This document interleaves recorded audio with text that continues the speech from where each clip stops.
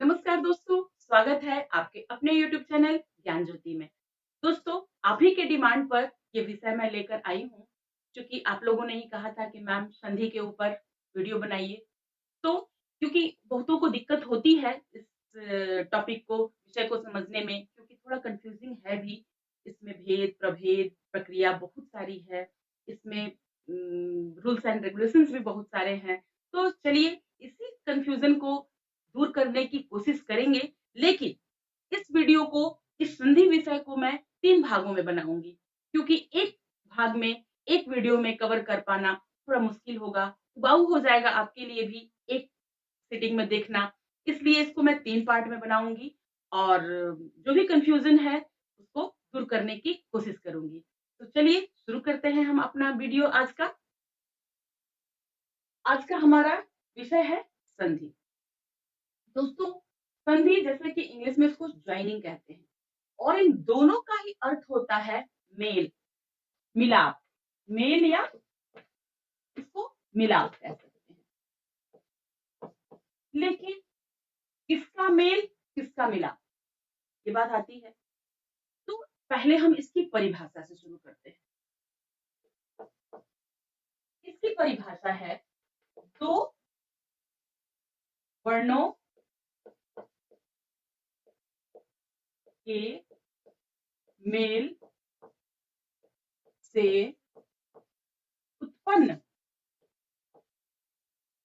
उत्पन्न विकार, विकार को संधि कहते हैं।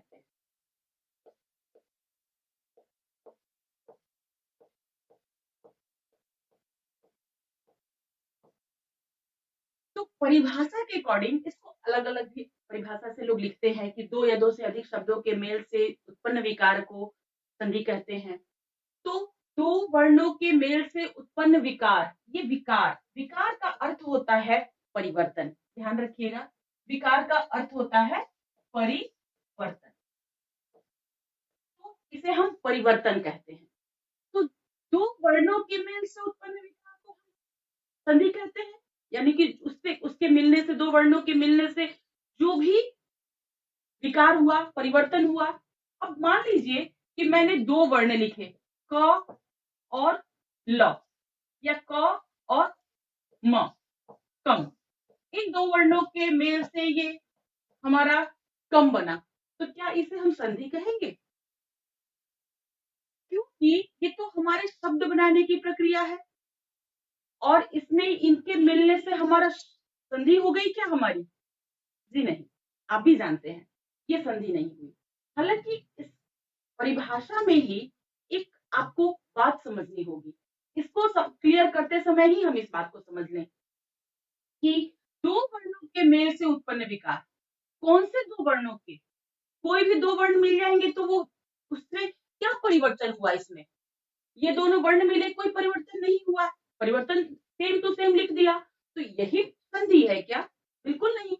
तो इसे कुछ यूं लिखना चाहिए था कि दो शब्दों के अंतिम और पहले वर्ण, पहले शब्द के अंतिम और दूसरे शब्द के पहले वर्ण के मेल से जो विकार उत्पन्न होता है उसे हम संधि कहते हैं। ये होना चाहिए था, लेकिन हमारी परिभाषा कुछ यूं है, तो इस बात को आप लोगों को इतने बड़े रूप में परिभाषा नहीं दी जा सकती, इसलिए कुछ यूं लिखी जाती है कि दो वर्णों के मेल से उत्पन्न विकार को हम संधि कहते हैं। तो ये हमें समझना होगा कि कौन से दो वर्ण। अब आइए मैं एक उदाहरण से इस परिभाषा को क्लियर करूंगी, देन आगे बढ़ेंगे। अब देखिए, होता यूं है कि दो शब्द होते हैं और दो शब्दों के मेल से जो उत्पन्न विकार होता है, ठीक है, वो विकार ही संधि कहलाती है। अब एक उदाहरण मैं लेती हूँ, जैसे मैंने लिया हिम और दूसरा शब्द लिया आलय। आलय, हिमालय, जैसा कि आप जानते हैं, हिम जोड़ आलय। अब इस हिम को हम तोड़ेंगे, ह प्लस ई प्लस म प्लस अ, ये हमारा अंतिम वर्ण इसका, जैसा कि मैंने आपको उदाहरण में समझाया कि 2 वर्ण मिलते हैं, तो पहले का अंतिम और दूसरे का पहला वर्ण, तो अ।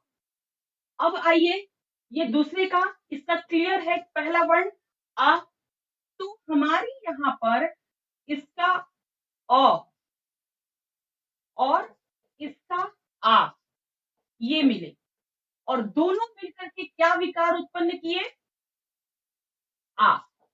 ये रूल्स हम लोग बाद में देखेंगे कि किसके मिलने से कौन सी ध्वनि उत्पन्न होती है, कौन वर्ण मिलने से क्या बनता है, लेकिन जस्ट परिभाषा को क्लियर करने के लिए मैं पहले आपको उदाहरण के साथ आगे ले चलूंगी, क्योंकि थोड़ी बहुत समझ पहले से आपके अंदर संधि की है।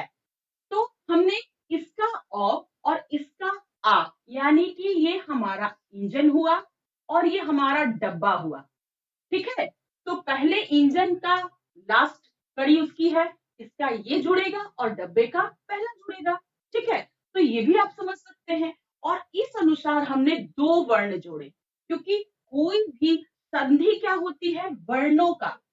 हम लोग देखते हैं कि टोटल यहाँ हम वर्णों की बात करेंगे, क्योंकि 2 वर्णों के मेल से, तो वर्ण कब होते हैं, जब इसको हम तोड़ेंगे हिम को तभी तो हमारा वर्ण मिलेगा।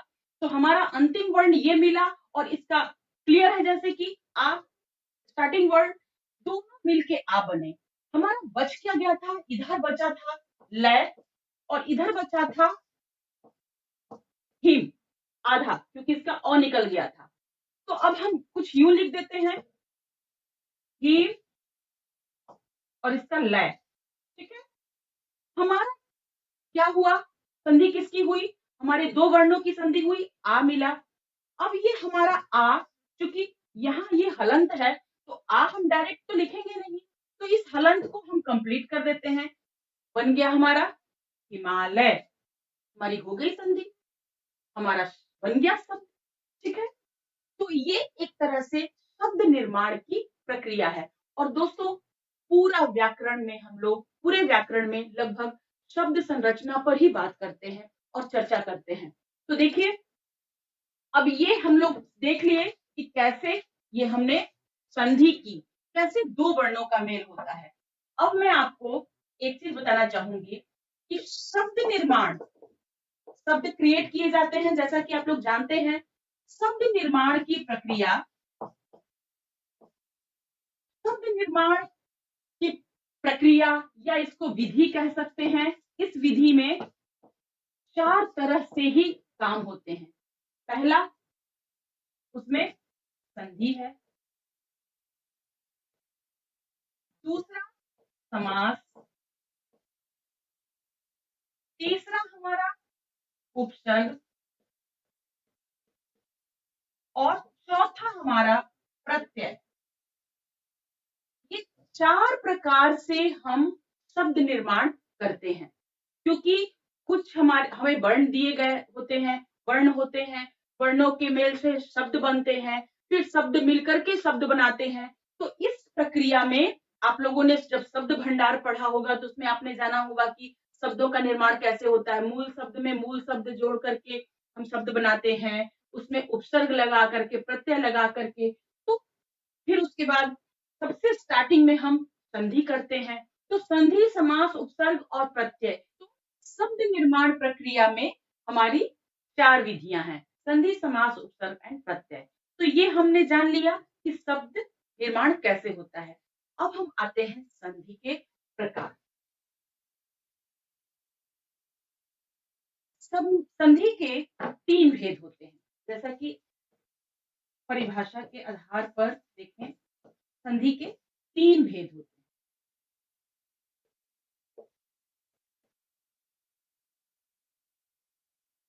पहली, स्वर संधि, व्यंजन संधि और विसर्ग संधि।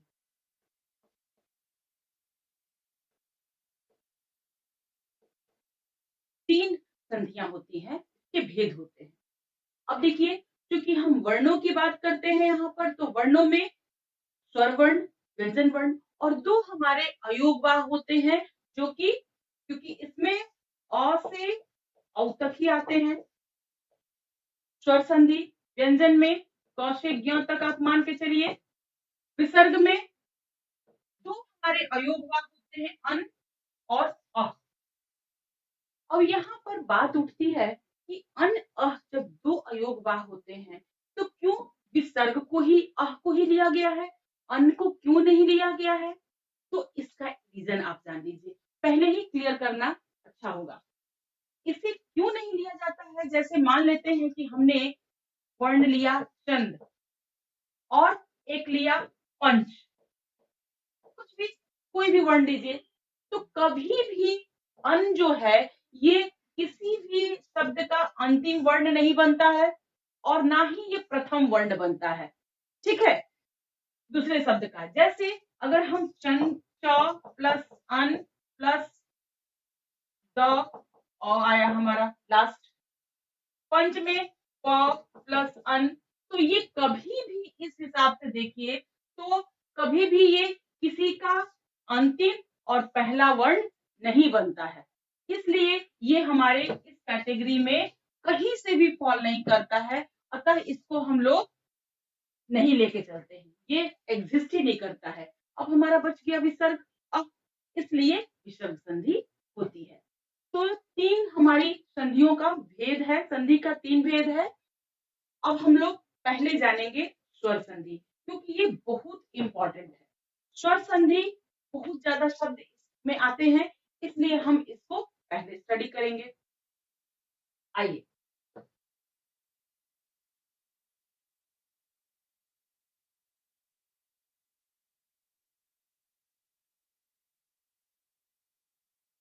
अब हम स्टडी करने वाले हैं स्वर संधि।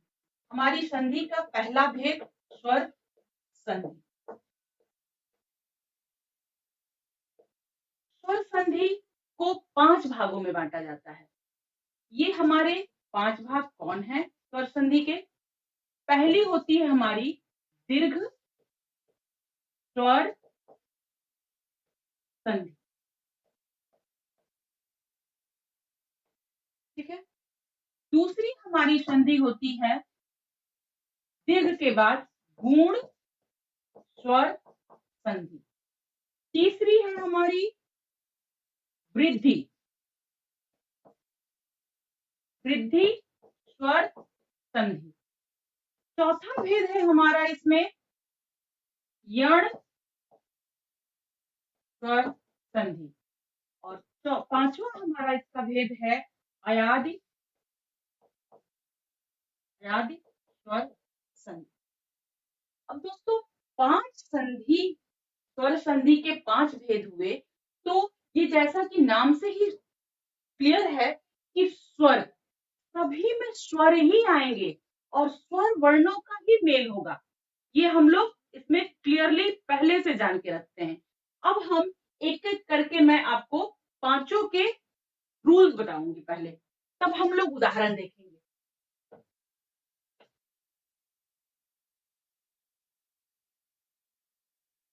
अब जैसा कि मैं आपको बता रही हूँ कि हम लोग यहाँ स्वरों की बात करेंगे, तो स्वर कितने होते हैं हमारे? 11। अ, आ, इ, ई, उ, री, ए, ऐ, ओ, औ। ये हमारे स्वर हैं। और चूंकि हम स्वर संधि के बारे में पढ़ रहे हैं और स्वर संधि के ही 5 भेद हैं हमारे, तो उसके बारे में हम जानेंगे। तो पहले आती है बारी स्वर संधि की। दीर्घ स्वर संधि की बारी आती है, पहला हमारा ये है। अब आइए इसका एक रूल आप जान लीजिए कि सजातीय, ये सजातीय को ही एक्सेप्ट करता है, ये स्वर दीर्घ स्वर संधि। अब इसमें सजातीय कौन कौन से हैं? अ, आ, ई, उ। ठीक है, तो ये दीर्घ के अंतर्गत ये के आते हैं। अब देखिए इसका नियम क्या है, अ प्लस आ, इसको जोड़िएगा, आ ही बनेगा। अब चाहे आ हो या आ हो।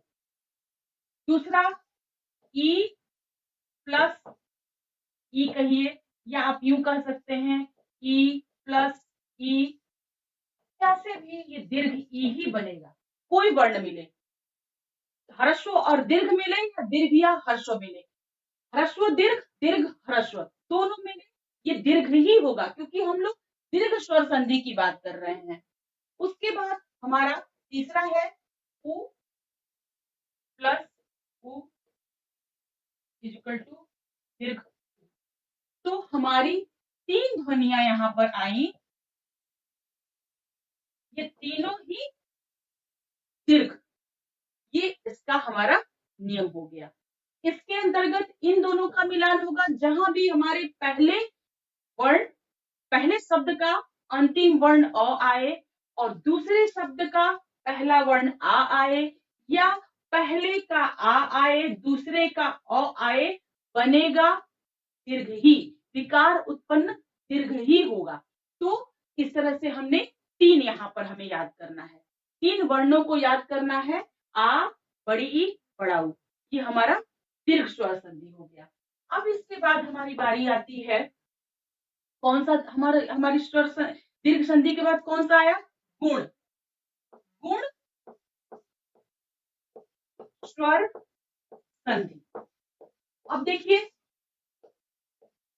गुण ने कहा कि मैं तो पहले अपने, जो हमारा पहला शब्द है उसका अंतिम वर्ण इन दोनों को ही लूंगा, ठीक है। तो इसने अ आ को अपने पहले वर्ण का, पहले शब्द का अंतिम वर्ण ले लिया, अ आ फिक्स। इसके साथ अगर ऐड होता है हमारा कौन, अ आ के साथ ई, ई, ए, ए या री, ई ई ए नहीं, सॉरी, उ उ, उ उ या री, अगर ये हमारा ऐड होता है तो हमारा क्या बनता है गुण संधि में, यहाँ पर अ आ अगर पहला शब्द है उसका अंतिम वर्ण अ आ दोनों में से कोई हो, और दूसरे का ई ई दोनों में से कोई हो, बनेगा ए, ठीक है। यहां बनेगा ओ और यहां बनेगा अर, ये नियम है। ये हमारे तीन वर्ण आ गए। अब देखिए, यहां से हमारा ये निकल गया, ये निकल गया, ठीक है, ये निकल गया, सब यूज हो गए। अब आती है बारी वृद्धि। तीसरा हमारा वृद्धि संधि है, वृद्धि स्वर संधि। वृद्धि, अब इसमें देखिए क्या होता है कि वृद्धि संधि ने भी कहा कि गुण ने अ आ को अपने पहले शब्द का अंतिम वर्ण लिया, तो मैं भी इसी को लूंगा या लूंगी, ठीक है। तो अ या आ, ये दोनों में से कोई, इसमें तो अ आ है ही, इसमें भी अ आ और इसमें भी अ आ। अब इसमें स्वर संधि ने, वृद्धि स्वर संधि ने अ आ को लिया, और इसमें अब हमारे ई ई उ ऊ यहाँ आ चुके हैं, और री भी, यहाँ री मैंने मिटा दिया था, री ये हमारा अर बनता है, तो री यहां तक हमने कवर कर लिया था। अब हमारे बच गए ए, एक और ओ को भी हमने कवर कर लिया था। अब हमारे बच गए इसमें ए, ए प्लस ओ और औ। जैसा कि हमने वृद्धि संधि में ए, ओ, औ को हमारा, इन दोनों में से कोई भी हमारा दूसरे शब्द का पहला वर्ण हो, ये हमारा यही बनेगा। और ये बन जाता है हमारा ए, क्योंकि यहाँ ए बन चुका है। अब इसमें वृद्धि होनी चाहिए, वृद्धि है तो ए के बाद हमारा ए और ओ औ मिल करके औ होगा। यहाँ ओ औ दोनों में से कोई हो बनेगा औ ही, यही परिवर्तन होगा इसमें। ठीक है, तो हमने देखा कि ये हमारा यहाँ और ये हमारा यहाँ, ये हमने रूल जान लिए कि जब हमारा अ आ ए ऐ इन दोनों में से कोई भी वर्ण हमारे दूसरे शब्द का पहला वर्ण हो तो हमारा यही परिवर्तन विकार होगा। अब आइए, जगह नहीं है इसलिए मैं वृद्धि संधि को ही मिटाने की कोशिश करती हूँ या फिर यही पर इसको एडजस्ट करने की कोशिश करती हूँ। चौथा हमारा है वृद्धि के बाद यण संधि। अब देखिए, यण स्वर संधि, इसका रूल क्या है कि हम इसमें अब अ आ अ अ आ अ आ सभी जगह अ आ ये सारे इंगेज हो चुके हैं। ठीक है, अब हमारा सारे हमारे वर्ण ये सारे पैक्ड हो चुके हैं। तो अब हम यण संधि में क्या लेंगे, सबका ये बन चुका है पहले शब्द का अंतिम वर्ण। अब आती है बारी, अब हम लोग ई को लेते हैं। तो हमारे इसमें ई या ई, अब ये हमारे पहले शब्द का अंतिम वर्ण बनेंगे ये दोनों, या फिर ई के बाद उ, ये हमारे पहले शब्द के अंतिम वर्ण बनेंगे। और इसके बाद हमारा री भी ले लेते हैं यहाँ पर, री। ठीक है, ये तीनों, क्योंकि ये तीनों जो हैं ये बचे हुए थे, ये दूसरे शब्द के पहले वर्ण बने थे, लेकिन इसका पहले शब्द के अंतिम वर्ण नहीं बने थे क्योंकि हमारा सब कुछ खत्म हो रहा है। ठीक है, तो यहां से ही हम लोगों को लेना है। तो ये यूज हो चुका है एज ए फर्स्ट, और ये भी यूज हो चुका, वो भी यूज हो चुका, सब हो चुके। अब हमें लेना है इसको एज ए फर्स्ट। तो हमारे फर्स्ट शब्द का अंतिम वर्ण ये बनेंगे और ये प्लस होंगे कोई भिन्न स्वर, क्योंकि अब कोई भी स्वर बचे हुए नहीं है जिसको कि हम ऐसे लिख सकें। तो कोई भिन्न भिन्न स्वर, कोई भिन्न स्वर, जैसे कि इनको छोड़ के ई के साथ ए आ कोई भी भिन्न स्वर मिल जाए, उ के साथ ई कोई भी मिल जाए, और री के साथ कोई भी भिन्न स्वर मिल जाए, तो हमारा क्या बनेगा। देखिए, यहां पर हमारा य को मैं थोड़ा छोटा कर दूं, कोई भी भिन्न स्वर मिलने के बाद कोई भिन्न स्वर, ये छोटा करके मैंने कर दिया। ई के साथ अगर मिलता है तो ये हमारा बनेगा य, व, और ये र। ठीक है, आधा, सब में हलंत लगा है। अब देखिए, ये तो हमने लिख दिया कि ई और कोई भिन्न स्वर, तो वो य होगा, लेकिन होगा क्या, परिवर्तित नहीं होगा। जैसे कि यहाँ परिवर्तित हो रहा था, ये बदल जा रहे थे, विकार हो रहा था, विकार अब यहाँ ना हो करके ये तीनों ही इन तीनों को रिप्लेस कर देंगे, इसकी जगह पे ये आ जाएंगे, रिप्लेस कर देंगे, ये इसकी जगह पे आ जाएंगे। यहाँ पर रिप्लेसमेंट होता है, आप यहाँ पर लिख सकते हैं रिप्लेस, रिप्लेस करते हैं, ये इनकी जगह ले लेते हैं, इनमें इनको बदलते नहीं है, सीधा सीधे इसके जगह पे आ जाते हैं। अगर ई के साथ कोई भिन्न स्वर मिले तो यहाँ पर य आ जाएगा। तो ये हम लोग उदाहरण को अलग से देखेंगे, क्योंकि उदाहरणों को लेकर के मैं अलग से एक वीडियो बनाऊंगी, तभी क्लियरिटी आएगी। अभी सिर्फ हम लोग रूल्स को देखते हैं। ठीक है, अब आइए हम लोग देखते हैं अयादी संधि। मैं यहाँ इसको दिखा रही हूँ, पांचवा अयादी संधि। मैं चाहती हूँ कि ये सारे बोर्ड का वर्क आपके पास रहे। अयादी संधि, अयादी स्वर संधि। अब देखिए इसमें क्या होता है, सेम वैसे ही रूल, ई ई उ ऊ री हमने यहां तक कवर कर लिया, ई ई उ ऊ री।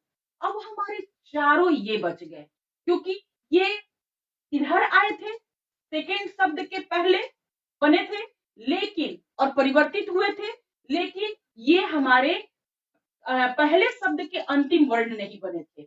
अब यहाँ इसको देखते हैं हम लोग, हम क्योंकि ये सभी अलग है, दीर्घ है, इसलिए इसको हम लोग ले लेते हैं ए ए ओ औ। ठीक है, चार। अब यहाँ भी सेम यही रूल, कोई भिन्न स्वर, क्योंकि कुछ भी है नहीं यहाँ हमारे पास देने के लिए, तो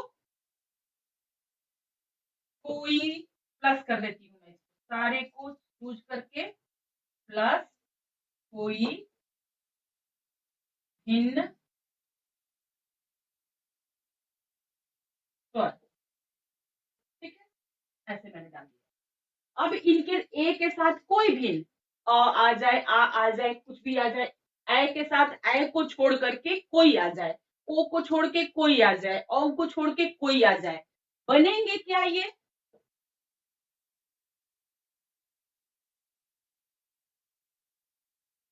अब देखिए इसको हम कहते हैं अयादि संधि, ध्यान दीजिएगा। बनता है हमारा ए के साथ जब भी कोई भिन्न स्वर आएगा बनेगा अय। ठीक, उसके बाद आय, फिर य य, तो अय आय, थोड़ा याद रखना इजी होगा, अय आय। अब यहाँ अव आव। देखिए, तो ये हमारा रूल हुआ। इस रूल के अकॉर्डिंग चेंजेस आते हैं, परिवर्तन आते हैं, और इस तरह से हमारे स्वर संधि के स्वर संधि के 5 भेद जो है हमारे, दीर्घ, गुण, वृद्धि, यण, अयादि, ये ऐसे संधि करते हैं, वर्णों का मेल होता है, और इससे जो बदलाव होता है यानी विकार होता है वो इस तरह से होता है। तो मैंने आपको सिर्फ इसमें रूल दिखाए हैं कि कैसे कौन मिलता है, क्या बनता है। अगले वीडियो में हम लोग देखेंगे सिर्फ उदाहरण, उदाहरण से हम एक्सपेरिमेंट करेंगे। आप लोग को अच्छी तरह से वहां पर पता चलेगा कि कौन कैसे किससे मिल रहा है और कैसे शब्दों का निर्माण हो रहा है। तो उम्मीद है दोस्तों पहले आप इसको अच्छी तरह से समझ लें, इसको प्रैक्टिस करना होगा, इसे याद रखना होगा रूल को। तो ये एक तरह से फॉर्मूला आप इसको कह सकते हैं, और इसको याद करेंगे तभी हम लोग आगे संधि कर पाएंगे। ठीक है दोस्तों, मुझे उम्मीद है कि आपको ये वीडियो पसंद आएगी, और हम लोग अगले वीडियो में बाकी चर्चा करेंगे संधि के ऊपर। अभी तो बहुत सारी चीजें इसमें बात करनी बाकी है। तो तब तक के लिए आप लोगों को धन्यवाद।